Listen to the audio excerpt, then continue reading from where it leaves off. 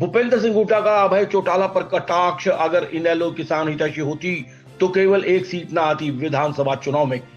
किसानों की आंदोलन की रणनीति में किसी का बहिष्कार या विरोध करना किसानों का विषय।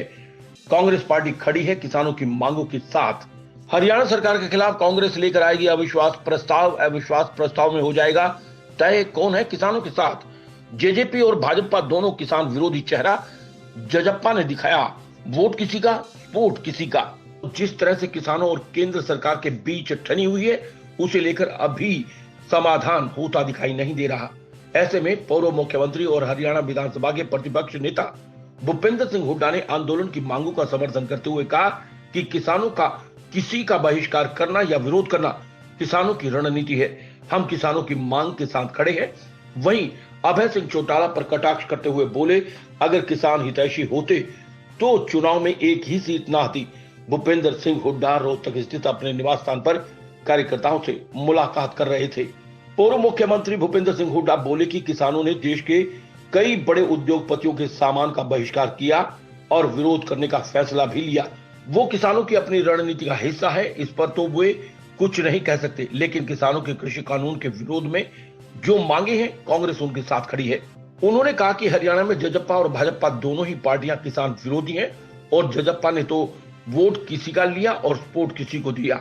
इसलिए हरियाणा सरकार के खिलाफ कांग्रेस पार्टी अविश्वास प्रस्ताव लेकर आएगी, जिसमें यह तय हो जाएगा कि किसानों के साथ उनका असली हितैषी कौन है।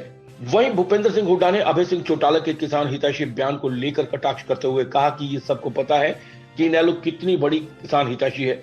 अगर इनेलो किसान हितैषी होती तो हरियाणा विधानसभा में उन्हें केवल एक ही सीट न मिलती। हुड्डा ने कहा कि यह कानून किसानों के हित में नहीं है और मैंने किसान आंदोलन शुरू होने से पहले ही 14 अगस्त को यह कह दिया था कि अगर ये 3 कानून सरकार लागू करती है तो 4था कानून एमएसपी को भी लेकर बनाया जाना चाहिए कि अगर कोई भी एमएसपी से नीचे फसल खरीदेगा उसके लिए सजा का प्रावधान हो। जो किसानों की मांग है भाई एमएसपी की गारंटी, और वो किसानों की मांग सरकार को माननी चाहिए, क्योंकि वो जो ये नए 3 कानून हैं ये किसानों के हित के नहीं हैं। अब मैंने शुरू में कहा था 14 अगस्त को मेरा ट्रिब्यून में आर्टिकल छपा था, मैं 3 कानून लागू करें तो 4था कानून भी बना के लाए सरकार कि एमएसपी से कोई भी कम खरीदेगा तो उसको सजा का प्रावधान होगा।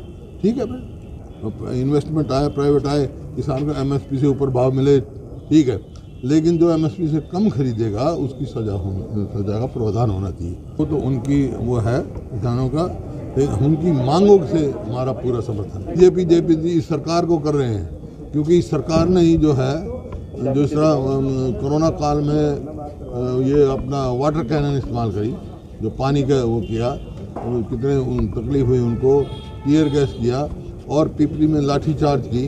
किसानों कोई बात सुनने तैयार नहीं है सरकार। और आज भी एमएसपी के होते हुए भी मंडियों में एमएसपी का भाव पूरा नहीं मिल रहा, किसान को पूरी खरीद नहीं हो रही।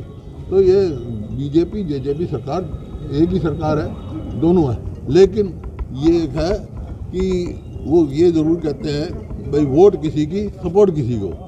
तो सामने आ गई, चेहरा बेनकाब हो गया। इसी वास्ते नो कॉन्फिडेंस मोशन जो हम लेके आएंगे उस टाइम पता लग जाएगा कौन किसानों के साथ है कौन। और मैं भी कह रहा हूँ किसान का जो है, जो हम उसकी मांगों के साथ खड़े हैं और सरकार को माननी चाहिए। एसएस शर्मा की रिपोर्ट।